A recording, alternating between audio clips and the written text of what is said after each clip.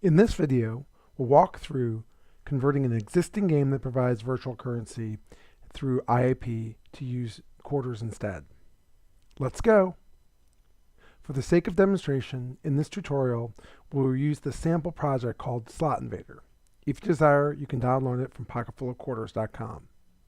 Let's start by opening our Slot Invader example project in Unity. The project is a fully working slots game that uses IAP to purchase additional coins required to play the slot.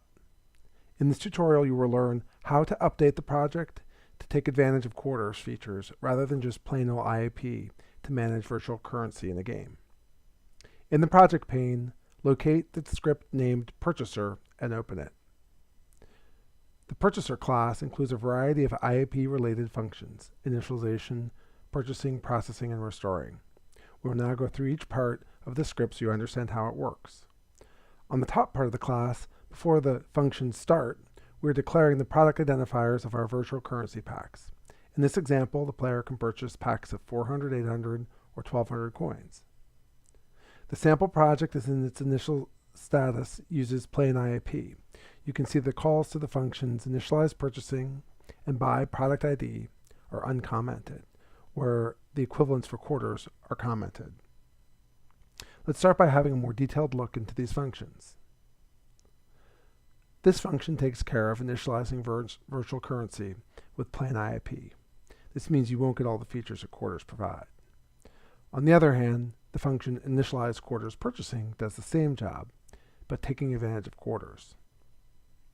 Let's scroll down to the class to the functions buy product ID and buy product ID quarters. As we've seen before, these two functions do the same thing, but one manages the purchase of a currency pack through plain old IAP, and the other one takes advantage of quarters. Refer to the previous video for more details on the quarters SDK and how it works. Notice that you'll be able to buy virtual currency packs, but quarters isn't used. Now let's swap two functions to the purchaser class. 1. In the start function, let's comment out the line calling the function initialize purchasing, and then let's uncomment the line calling initialize quarters purchasing. 2. In the buy consumable function, let's comment out the line calling buy product ID, and then uncomment the line calling buy product ID quarters. Save these edits you've just done in the purchase class. Then build and run again your sample project on your device. You will now see that the game integrates quarters during the purchase of virtual currency packs. What's next?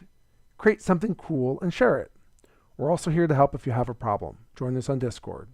Was this helpful? Please upvote and comment below. Thank you.